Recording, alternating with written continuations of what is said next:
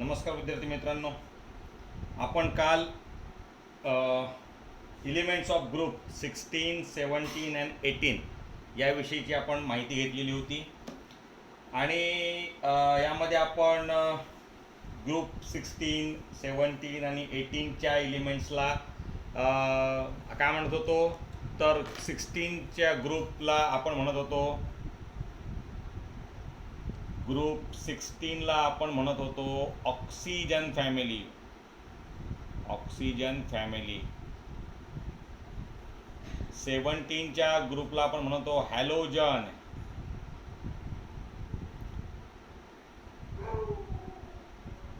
आणि 18च्या ग्रुपला Nobel gas.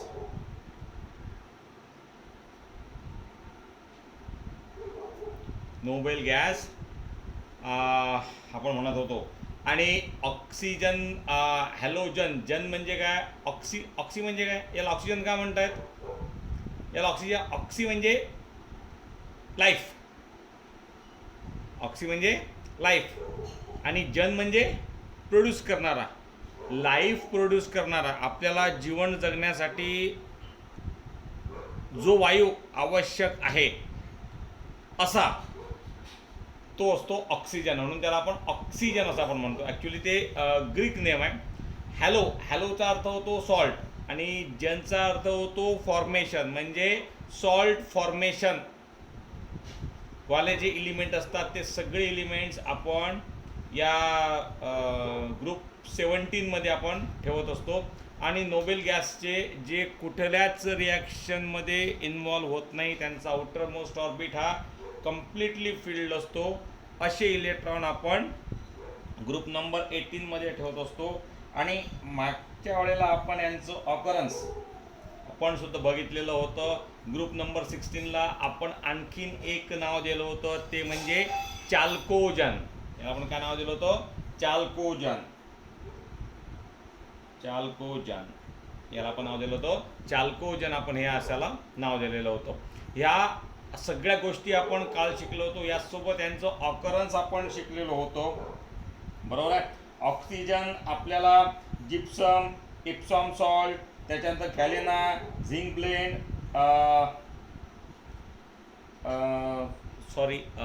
Sulphur, आपण सल्फर सांगतोय. सल्फर आपल्याला, कारण ऑक्सिजन तर अबॅन्डंटली आपल्याला भेटतो, नियर अबाउट 20.95% असतो तो बाय व्हॉल्यूम ऑफ एअर, आणि 46.6% असतो by mass of earth crust. त्यामुळे हा आपल्याला O2च्या फॉर्ममध्ये सहजपणे अवेलेबल होतो. सल्फर जो असतो याच्यानंतरचा, तो सल्फर आपण काही कंबाईन स्टेटमध्ये घेत होतो, ज्यामध्ये जिप्सम होतं, इप्सॉम सॉल्ट होता, झिंक ब्लेंड होतो, कॉपर पॅराइट होतं, गॅलेना होता, आणि नंतर सेलेनियम, टेरिलियमसुद्धा आपल्याला सॉल्टच्या फॉर्ममध्ये भेटते. आणि सगळ्यात शेवटचा जो त्याचा होता पोलोनियम, हा रेडिओ ॲक्टिव्ह एलिमेंट होता. आणि हा रेडिओ ॲक्टिव्ह एलिमेंट जो आहे हा डिके प्रॉडक्ट असतो थोरियम आणि युरॅनियम. थोरियम आणि uranium. Polonium is a decay product of thorium and uranium. Thorium and uranium. यानी आपण मग ग्रुप नंबर 17 बद्दल माहिती घेतली होती. फ्लोरीन, क्लोरीन, ब्रोमीन, आयोडीन आणि ॲस्टॅटाईन याच्याविषयी. याला आपण हॅलोजन म्हणतो कारण हे सॉल्ट फॉर्मेशन करतात. यापैकी क्लोरीन हा आपण चांगला ओळखतो, कारण क्लोरीनपासून आपल्याला एक सॉल्ट मिळतो, सोडियम क्लोराईड, NaCl, आणि जे आपण नियमित आपण आपल्या याच्यामध्ये घेत असतो. त्यामुळे हा पार्ट सहजपणे आपल्याला अवगत आहे हॅलोजन ग्रुपमधला. आणि बाकी जे असतात, समजा फ्लोरीन आपल्याला घ्यायचा असेल, तो इन्सोल्युबल जे फ्लोराईड असतात यामध्ये आपल्याला मिळतात. आपण काल उदाहरण घेतले होते, एक म्हणजे फ्लोरोस्पारचं घेतलं होतं, त्याच्यानंतर क्रायोलाईटचं घेतलं होतं, त्याच्यानंतर मला असं वाटते फ्लोरोपाटाईटचं सुद्धा आपण घेतलेलं होतं. ओके. तर या उदाहरणांमधून आपण हाऊ हॅलोजन्स आर ऑप्टेन आपण घेतलं होतं. त्यानंतर त्याचप्रमाणे 18 ग्रुपचे सुद्धा आपण एलिमेंटचा ऑकरन्स जे होतं ते काल आपण कालच्या लेक्चरमध्ये आपण घेतलं. सोबत यांचं इलेक्ट्रॉनिक कॉन्फिगरेशन आपण घेतलं होतं. कॉन्फिगरेशन इलेक्ट्रॉनिक कॉन्फिगरेशन जे होतं ते साधारणतः एकदम म्हणजे NS2 NP 4 to 6 म्हणजे 16 साठी 4, NS2 NP4 हा 17 साठी आणि NS2 NP 5 आणि हा NP6 हा झाला 18 साठी. ओके, हा N म्हणजे ऑर्बिट नंबर. ओके, कुठल्या पिरियडला आहे ते आपल्याला माहीत होतं आणि फर्स्ट सेकंड थर्डपर्यंत काही प्रॉब्लेम येत नव्हता. म्हणजे सल्फर समजा ऑक्सिजनची आपण फॅमिली घेतली तर ऑक्सिजनमध्ये आपल्याला येतं ऑक्सिजन येतो, मग सल्फर येतो, मग सेलिनियम येतो, मग टेरिलियम येतो आणि मग हा पोलोनियम येतो. यामध्ये सल्फर आणि ऑक्सिजन आणि सल्फरला काही प्रॉब्लेम येत नाही कारण सिंपल आहे. हा सेकंड पिरियडचा आहे, हा थर्ड पिरियडचा आहे. डायरेक्टली आपण हे म्हणू शकतो 3s2 3p4 याला आपण म्हणू शकतो 2s2 2p4 आणि याला आपण म्हणू शकतो 3s2 3p4. ओके, पण आता जेव्हा इथे 4s2 डेफिनेटली हेच येणार आहे 4s2 4p4, पण या 4s2 च्या आधी 3 मधला D असतो त्यामुळे 3d10 हे लिहिणं फार आवश्यक आहे. याचप्रमाणे इथे 5s2 5p4 हा तर येणारच आहे, 5s2 5p4 हा येणारच आहे. परंतु या 5s च्या अगोदर 4d चा असतो त्यामुळे हा 4d10 हा येणे फार आवश्यक आहे. त्याचप्रमाणे पोलोनियमचा घ्यायचा झालाच तर 6s2 6p4 हा तर येणारच आहे मित्रांनो. परंतु या 6 च्या अगोदर 5 मधला D असतो त्यामुळे आपला 5d10 येणार आणि 5 च्या अगोदर हा 4 चा F असतो त्यामध्ये 14 इलेक्ट्रॉन असतात. त्यामुळे याच्या अगोदर हा कोर जो असतो तो झिनॉनचा असतो, रेअर गॅसचा. त्यामुळे core of झिनॉन 4f14 5d10 6s2 आणि 6p4 हे कंप्लीट कॉन्फिगरेशन आपल्याला पोलोनियमचं देता येतं ज्याचा ॲटॉमिक नंबर असतो 84. ज्याचा ॲटॉमिक नंबर काय असतो 84. मागच्या वेळेस आपण एक चार्ट सुद्धा घेतला होता. त्या चार्टच्या आधारे आपण इलेक्ट्रॉन कॉन्फिगरेशनची एक्झॅक्टली जी माहिती होती ती माहिती आपण घेतली होती. मी तुम्हाला तो पुन्हा एकदा तो चार्ट दाखवतो.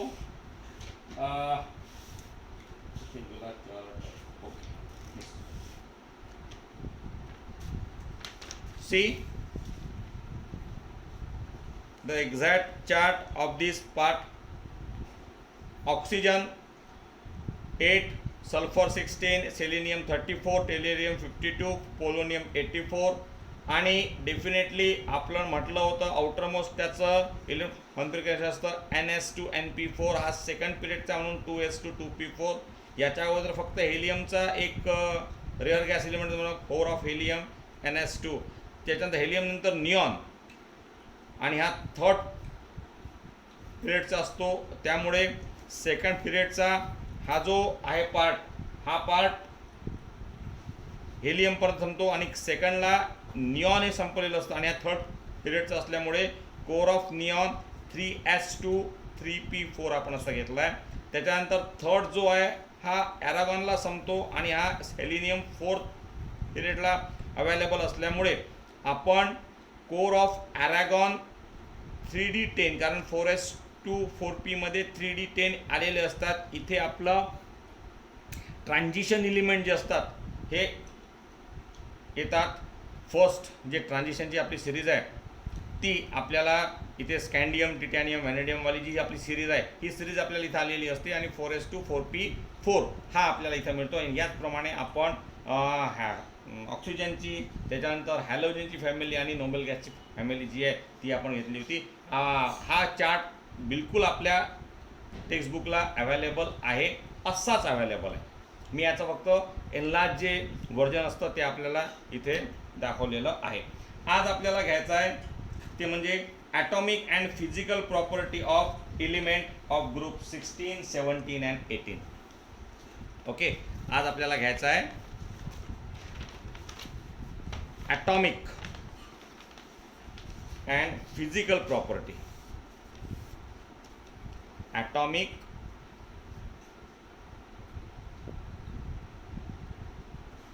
And physical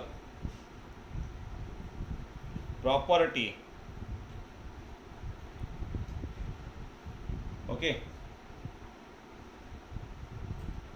of element of group 16, 17 and 18. Atomic property. Atomic property म्हणजेच काय, तर ॲटॉमिक प्रॉपर्टी म्हणजे त्याची रेडाय किती असेल, ॲटॉमिक रेडाय किंवा आयोनिक रेडाय काय असेल. तर तुम्ही अमंग द म्हणजे ग्रुपमध्ये गेले 16मध्ये म्हणा किंवा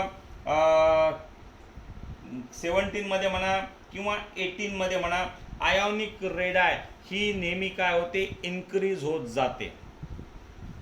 okay, ionic radii is increase down the group. जसा जसा आपण वरून खाली येत जात जाऊ, म्हणजे समजा ऑक्सिजनची फॅमिली आपण घेतली तर ऑक्सिजन, त्याच्यानंतर सल्फर, त्याच्यानंतर सेलेनियम, त्याच्यानंतर टेरिलियम, त्याच्यानंतर पोलोनियम.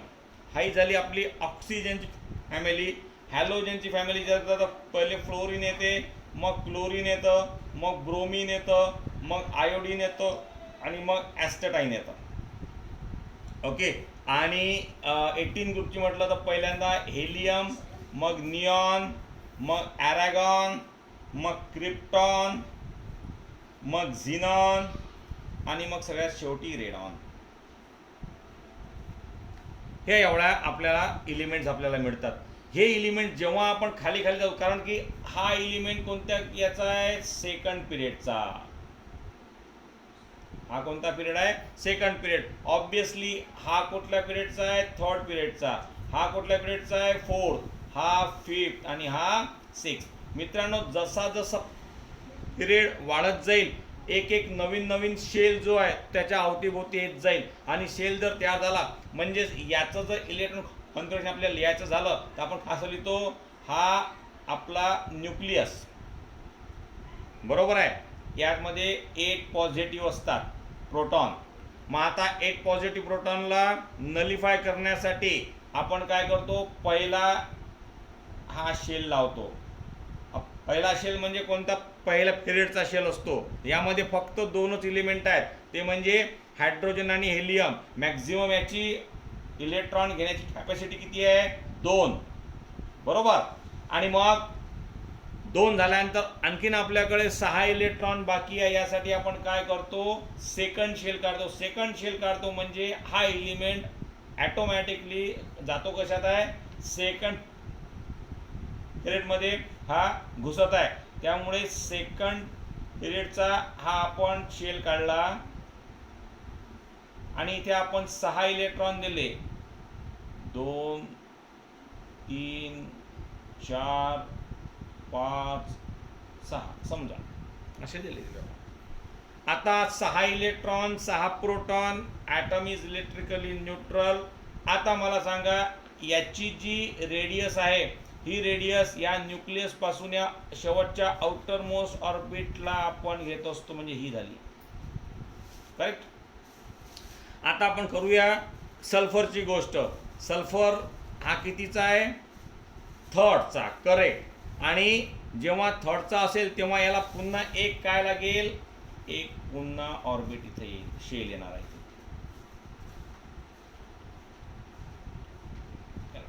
आणि या शेल्स इथं आल्यामुळे आता हे डिस्टन्स इथून ते इतकं काय झालं, वाढलं. समजा असं गृहीत धरायचं की हा जो न्यूक्लियस आहे it is a centre and these are the concentric circle. Okay. आणि जर आपण असा विचार केला तर प्रत्येक सर्कलचं रेडियस आपण कसा काढू, from the centre to that circle. म्हणजे हे जे डिस्टन्स आहे याला आपण काय म्हणतो, रेडियस म्हणतो. तर सेकंड जे पिरियडमध्ये जे एलिमेंट्स आहेत यांची रेडियस आणि थर्डमध्ये जे असेल यांची रेडियस, यामध्ये थर्डवाल्यांची रेडियस काय असेल, मोठी असेल. म्हणजेच जसे जसे आपण टॉप टू बॉटम येऊ, रेड आहे ही कशी होत जाणार आहे, इन्क्रीज होणार आहे. सेम प्रोसेस ही हॅलोजन फॅमिलीसाठी आणि सेम प्रोसेस ही सुद्धा आपल्या नोबल गॅसच्या एलिमेंटसाठी सुद्धा आपल्याला ही मिळू शकते. त्यामुळे ज्याप्रमाणे डाऊन द ग्रुप तुम्ही याल, म्हणजे टॉप टू बॉटम तुम्ही याल, टोटल एलिमेंट्सचे जसे जसे ॲटॉमिक नंबर वाढत झाल्यापेक्षा जसे पिरियड वाढत जातील त्याप्रमाणे त्यांची रेडियससुद्धा काय होणार आहे, ही वाढणार आहे. त्याचप्रमाणे ॲक्रॉस द पिरियड गेले, ॲक्रॉस द पिरियड समजा आपण atomic number and radius decreases with increasing atomic number. जर तुम्ही असे फ्रॉम लेफ्ट टू राईट गेलेत, पहा मी काय म्हटलं आहे, टॉप टू बॉटम जेव्हा जाल, टॉप टू बॉटम मध्ये जाल तेव्हा रेडाय इन्क्रीज आणि लेफ्ट टू राईट गेले तर रेडाय डिक्रीज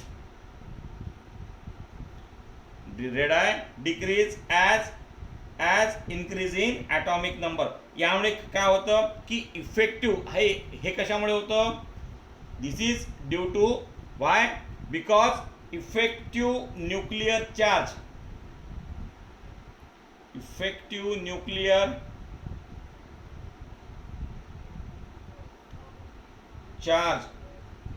हा काय असा होतो, इन्क्रीज होतो. Due to effective nuclear charge increases, radii goes on decreases when we go from left to right. Left to right जाताना रेडाय कमी होणार, कारण की इफेक्टिव्ह न्यूक्लियर चार्ज हा काय होणार आहे, वाढणार आहे. म्हणण्याचा अर्थ काय मित्रांनो, जसे जसे इलेक्ट्रॉन त्यात एंटर होत जातील, द फोर्स त्यांना होल्ड ठेवण्याचा जो फोर्स असणार आहे हा न्यूक्लियस काय करेल, त्यांना त्यांच्याकडे ओढण्याचा काय करेल, प्रयत्न करेल. आणि हा जितका जास्त ओढल्या जाईल तितकी ती रेडाय किंवा ते ऑर्बिट कसं होणार आहे, श्रिंक होणार आहे, छोटं होणार आहे. आणि म्हणून ती रेडाय थोडी थोडी कमी कमी होत जाते. याला आपण इफेक्टिव्ह न्यूक्लियर चार्ज असं आपण म्हणत असतो. ओके. त्यामुळे जर तुम्ही हॅलोजनबद्दलही आपल्याला हेच म्हणता येतं आणि ऑक्सिजनबद्दलही आपल्याला हे म्हणता येतं आणि हेलियमबद्दल थोडं याच्याबद्दल या रेडियस ज्या असतात ह्या रेडियस सगळ्यात थोड्याशा वाढलेल्या असतात. कारण काय की इलेक्ट्रॉन्स आर इक्वली डिस्ट्रीब्युटेड या रेअर गॅस एलिमेंट्समध्ये काय होत असतं की electrons are revolve equally amongst all the direction. आणि म्हणून ही रेडियस थोडी कमी व्हायच्याऐवजी थोडीशी वाढलेली आपल्याला दिसते, कारण इक्वली डिस्ट्रीब्यूट झालेले असतात. ओके. याच्यानंतर आपल्याजवळ आणखीन एक पॉईंट असतो, तो म्हणजे आयोनायझेशन एन्थाल्पी.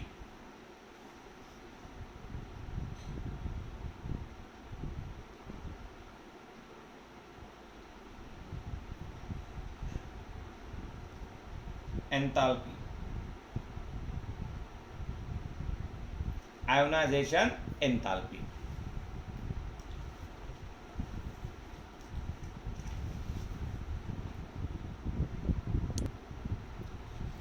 आयोनायझेशन एन्थाल्पी हा पार्ट आपण 11वीला शिकलेलो होतो, आठवतं का तुम्हाला? 11th आपण शिकलो होतो. पार्ट काही तो असा होता, पहा मी थोडीशी एक छोटीशी रिव्हिजन तुम्हाला देतो. आयोनायझेशन एन्थाल्पी म्हणजे काय. हा एक ॲटम असतो, हा न्यूक्लियस आहे समजा, त्या कुठलाही असो समजा 3 पॉझिटिव्ह घेतला आपण, लिथियमचा घेतला आपण, असा विचार करूया. आणि मग लिथियमचा घेतल्यानंतर मग इथं 3 पॉझिटिव्ह आहे, तर पहिले इथं एक पहिल्या ऑर्बिटमध्ये 2 इलेक्ट्रॉन आणि नंतरच्या ऑर्बिटमध्ये हा इलेक्ट्रॉन, तिसरा इलेक्ट्रॉन. ओके, तर या इलेक्ट्रॉनला इजेक्ट करण्यासाठी, फ्री करण्यासाठी आपल्याला काय करावं लागेल, एखादी काहीतरी एनर्जी जी आहे ती आपल्याला इथं प्रोव्हाइड करावी लागेल, याला काहीतरी एनर्जी प्रोव्हाइड करावी लागेल.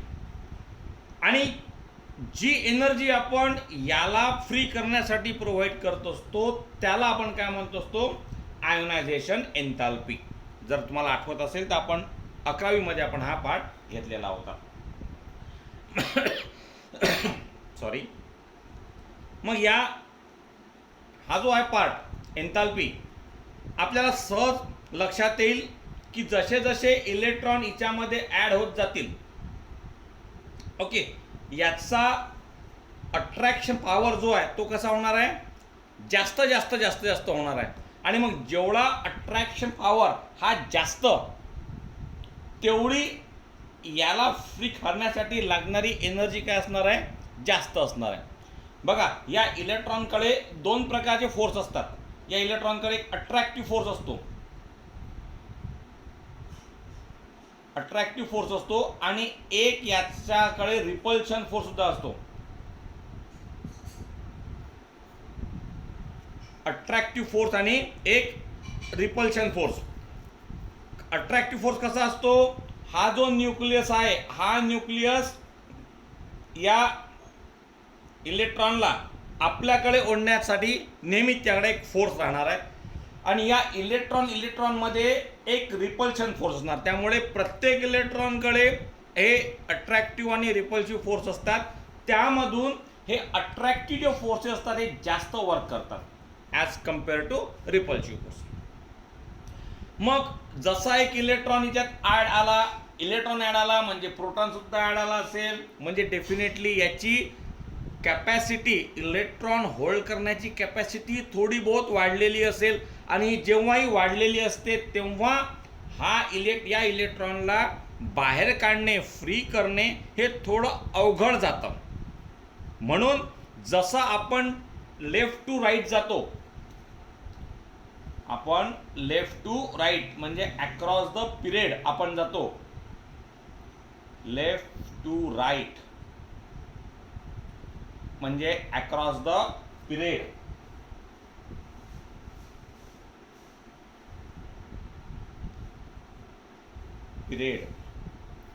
Across the period. When we go from left to right, that is across the period, ionization enthalpy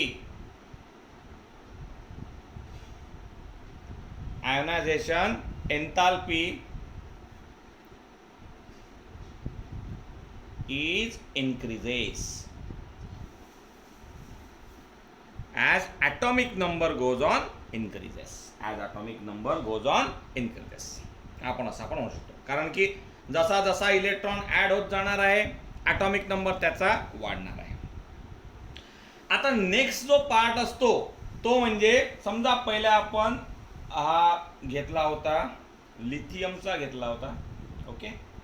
याच्यानंतर लिथियमच्या खाली कोणता असतो, सोडियम, 11, ॲटॉमिक नंबर किती, 11.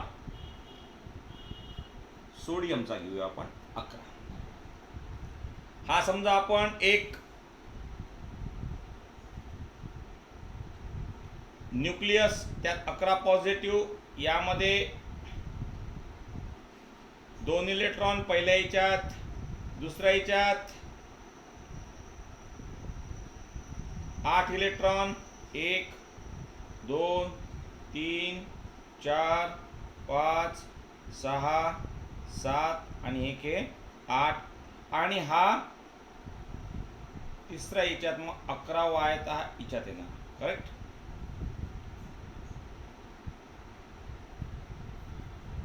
ओके, एनी प्रॉब्लेम नाही.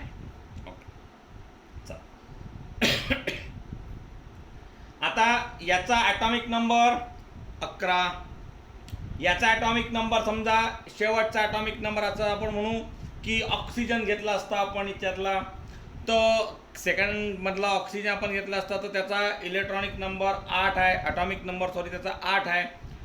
तर इथे आपण म्हणतोय की जसं जसं ॲटॉमिक नंबर वाढत जाईल तसा तसा आयनायझेशन पोटेन्शियल सुद्धा वाढत जाईल. म्हणजे आयनायझेशन एन्थाल्पी त्याची जी आहे ती सुद्धा काय होणार आहे, वाढत जाणार आहे.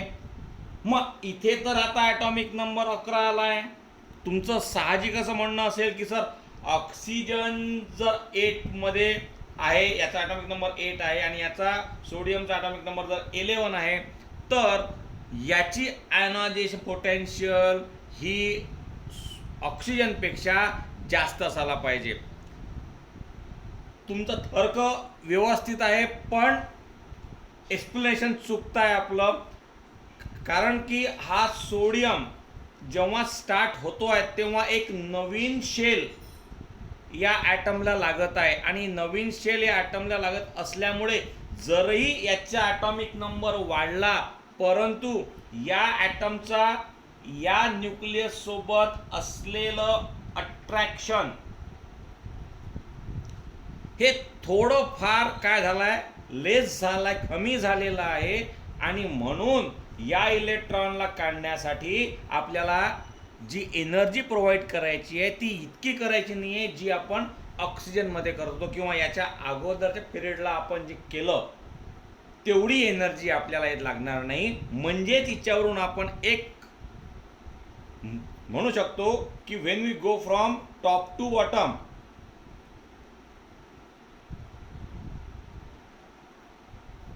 Top to bottom, ionisation enthalpy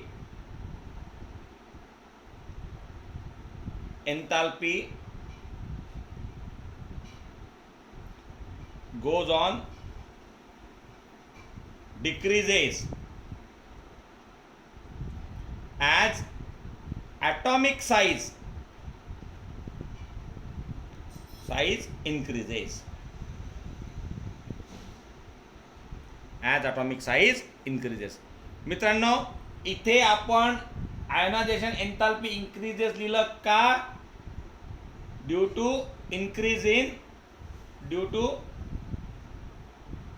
increase in atomic number.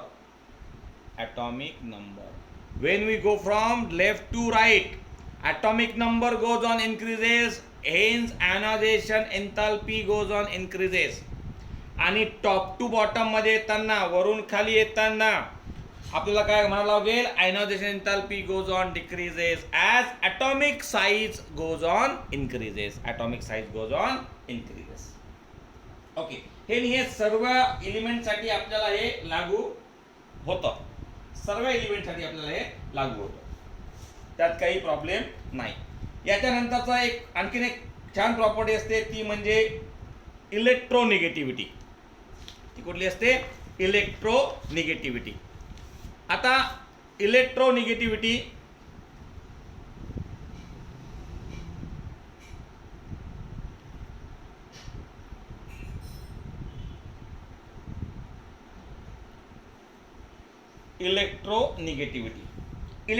म्हणजे काय? करेक्ट. इलेक्ट्रोनिगेटिव्हिटी म्हणजे इलेक्ट्रॉनवर असलेला चार्ज, निगेटिव्ह चार्ज, बरोबर आहे. आणि यामध्ये 16चे ग्रुप असो, 17चे ग्रुप असो किंवा 18चे ग्रुप असो, इलेक्ट्रोनिगेटिव्हिटी डिक्रीज होत असते जेव्हा आपण वरून खाली येत असतो. म्हणजे ऑक्सिजनची इलेक्ट्रोनिगेटिव्हिटी ही सर्वात जास्त, कारण इलेक्ट्रॉन होल्ड करण्याची कॅपॅसिटी ऑक्सिजनमध्ये जेवढी असेल तेवढी पोलोनियममध्ये असणार नाही. कारण काय? साईज वाढत आहे.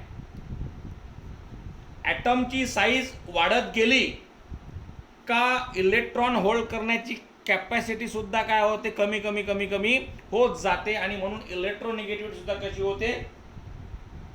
कमी होत जाते. आणि म्हणून आपण असं म्हणू शकतो की oxygen has a highest from top to bottom electronegativity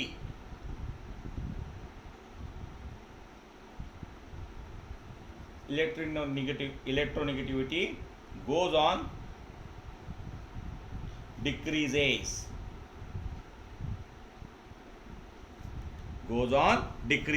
म्हणजेच याचा काय म्हणू शकतो आपण म्हणतो ऑक्सिजन हॅज द हायेस्ट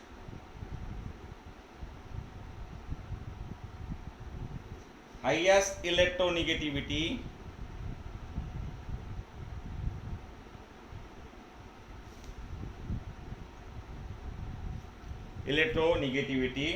आणि next to the fluorine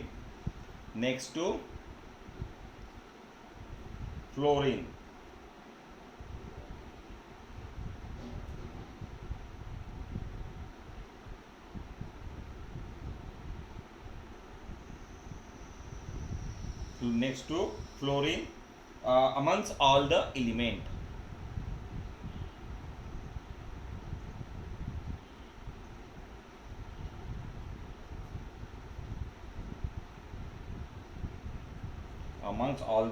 element. Okay. Halogens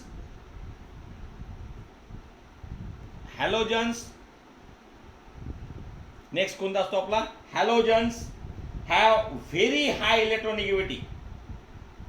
Halogens have very high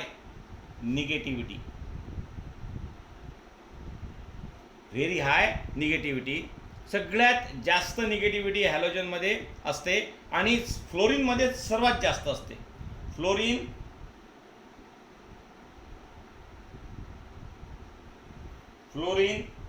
is most electronegative element.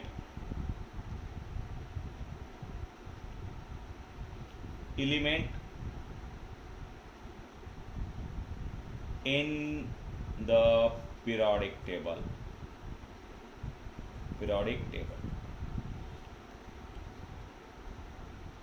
Fluorine is the most electronegative element in the periodic table. सगळ्यात जास्त इलेक्ट्रोनिगेटिव्ह, कारण की सगळे इलेक्ट्रॉन तो न्यूक्लियस जो आहे तो आपल्याकडे अट्रॅक्ट करण्याचा काय करतो, प्रयत्न करतो, व्हेरी स्ट्रॉंगली प्रयत्न करतो. त्यामुळे ते 7 इलेक्ट्रॉन जे आहेत ते आपले ऑर्बिट सोडण्याचा प्रयत्न करत नाही. ऑन द कॉन्ट्रोवर्सी ते एखादा इलेक्ट्रॉन कुठून तरी घेतात आणि सॉल्ट काय करतात, फॉर्म करतात. त्यामुळे फ्लोरीन म्हणजे हॅलोजन ग्रुपचे एलिमेंट हे फार जास्त इलेक्ट्रोनिगेटिव्ह असतात. त्यामध्ये फ्लोरीन हा सर्वात जास्त. एक तर साईज छोटी आहे, ओके. फ्लोरीनपेक्षा क्लोरीनची इलेक्ट्रोनिगेटिव्ह कमी असेल, ओके. क्लोरीनपेक्षा ब्रोमीनची कमी असेल आणि ब्रोमीनपेक्षा आयोडीनची आणि आयोडीनपेक्षा ॲस्टेटाईनची कमी असेल. कारण काय, जसा जसा साईज वाढत जाईल इलेक्ट्रोनिगेटिव्हिटी सुद्धा कशी होत जाईल, लेस होत जाणार आहे. कारण होल्डिंग कॅपॅसिटी ही एवढी राहणार नाही, ओके. याच्यानंतरचा आणखीन एक मुद्दा असतो, प्रॉपर्टी असते, ती म्हणजे electron gain enthalpy. Electron gain enthalpy.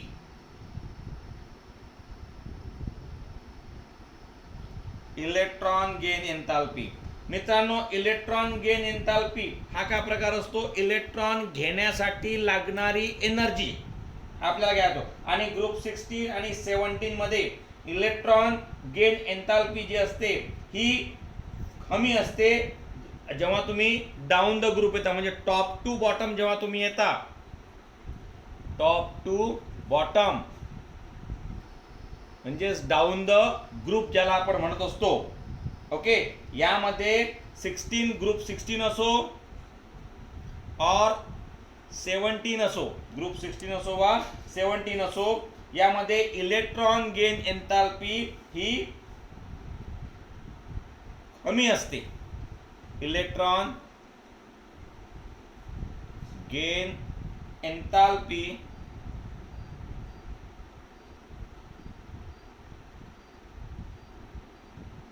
becomes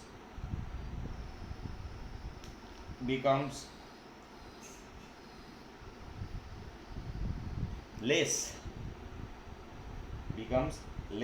negative.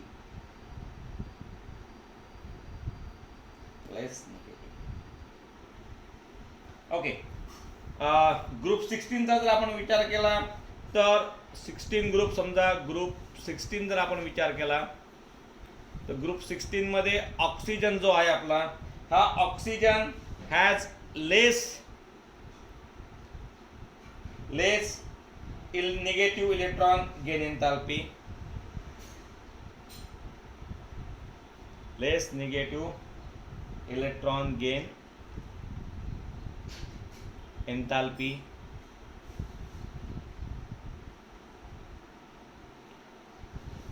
Okay then sulphur पेक्षा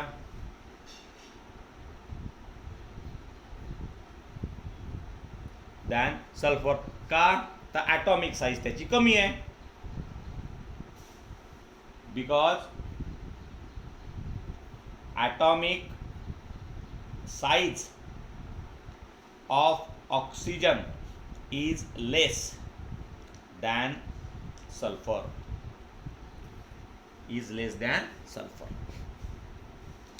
हा एक पार्ट आपला इथे होतो. नंतर आणखीन आपल्याला जर घ्यायचं असेल तर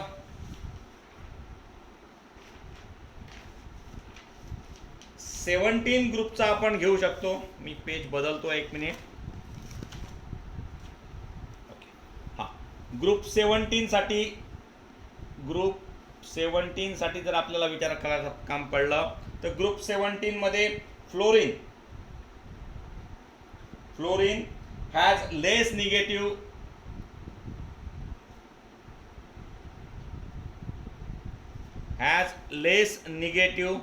fluorine has less negative electron gain enthalpy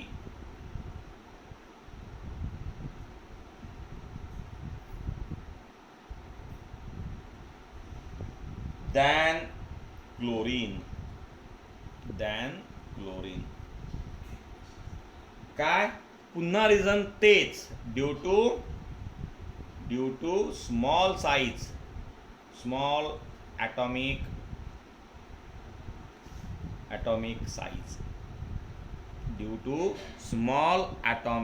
size. यामुळे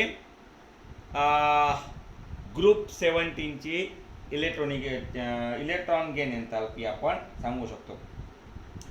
विशेष म्हणजे आपण आता याच्यामध्ये 18 ग्रुप, समजा ग्रुप नंबर 18 जर घेतला म्हणजे कुठला, noble gas element. Okay, have no tendency, यांची टेंडन्सीच नाही आहे कुठलाही इलेक्ट्रॉन ऍक्सेप्ट करण्याची, कारण त्यांचं stable electronic configuration, due to stable electronic configuration.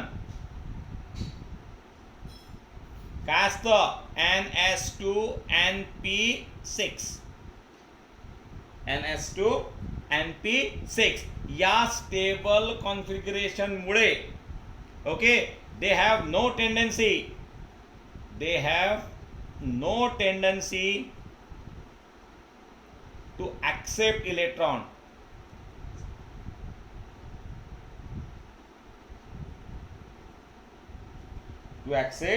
electron.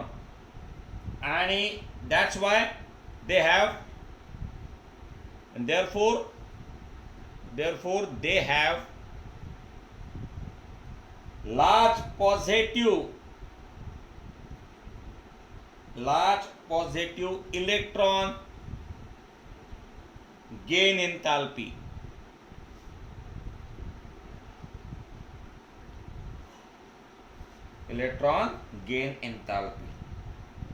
Okay, यामध्ये आपल्याला आणखीन एखादा प्रश्न विचारू शकतात की elements of group 16 generally show lower values of first analysis enthalpy compare to the elements of corresponding of group 15. Why? म्हणजे 15व्यापेक्षा आपल्याला 16च्या ग्रुपची एलिमेंटची एंथैल्पी जी असते ती थोडीशी स्लोअर दाखवते. याचं रिझन इतकंच आहे की 15th ग्रुपचे जे एलिमेंट असतात हे एक्स्ट्रा स्टेबल असतात. का तर 15 ग्रुपचा जर आपण इलेक्ट्रॉनिक कॉन्फिगरेशन पाहिलं तर ते असते 1s ns2 np3. हे आलं 15 ग्रुपचं. मित्रांनो, ग्रुप 15च्या एलिमेंटचं हे आउटर मोस्ट इलेक्ट्रॉनिक कॉन्फिगरेशन असतं ns2 np6. आपल्याला माहित आहे की या पीच्या मध्ये 3 सबशेल असतात, px py आणि pz. आणि हे जेव्हा हाफ फील्ड असतात तेव्हा यांची स्टॅबिलिटी ही जास्त असते ॲज कम्पेअर टू P4 किंवा P5. पक्का? P4 किंवा P5 पेक्षा फक्त हाफ फील्ड px मध्ये 1 इलेक्ट्रॉन, py मध्ये 1 इलेक्ट्रॉन आणि pz मध्ये 1 इलेक्ट्रॉन ही स्टॅबिलिटी ही अधिक चांगली असते आणि therefore more amount of energy is required. कारण आपण म्हणतोय की across the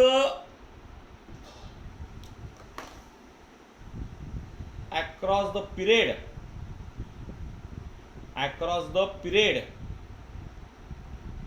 ionization enthalpy goes on increases.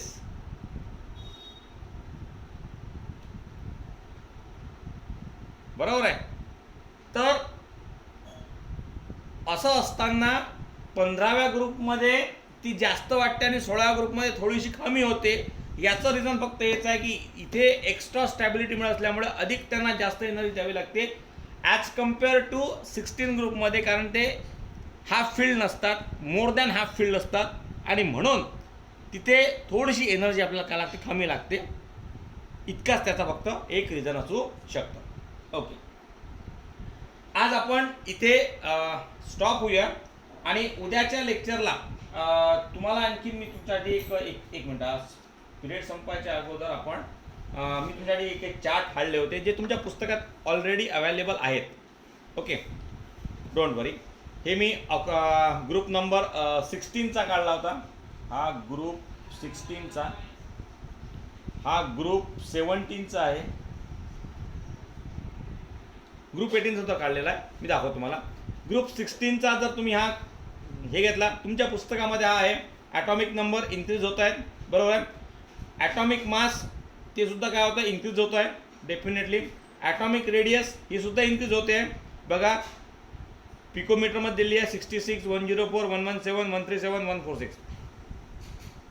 Ionic radius सुद्धा काय होत आहे, वाढत आहे डेफिनेटली. साईज वाढत आहे as we go from top to bottom. आपण टॉप टू बॉटम चाललो आहे ग्रुपमध्ये. आपण top to bottom, oxygen, sulphur, selenium, tellurium आणि पोलोनियम, आपण टॉप टू बॉटम चाललो आहे. टॉप टू बॉटममध्ये असताना ॲटॉमिक नंबरसुद्धा वाढलेले आहेत, ॲटॉमिक माससुद्धा वाढलेला आहे. ऑब्वियसली प्रोटॉनची संख्या वाढणार आहे, प्रोटॉन संख्या वाढली म्हणजे माससुद्धा वाढणार आहे. ॲटॉमिक रेडियस वाढली कारण की साईज वाढते म्हणून न्यूक्लियसपासून आउटरमोस्ट ऑर्बिटचं जे अंतर आहे ते अंतरसुद्धा काय होत आहे, वाढत आहे.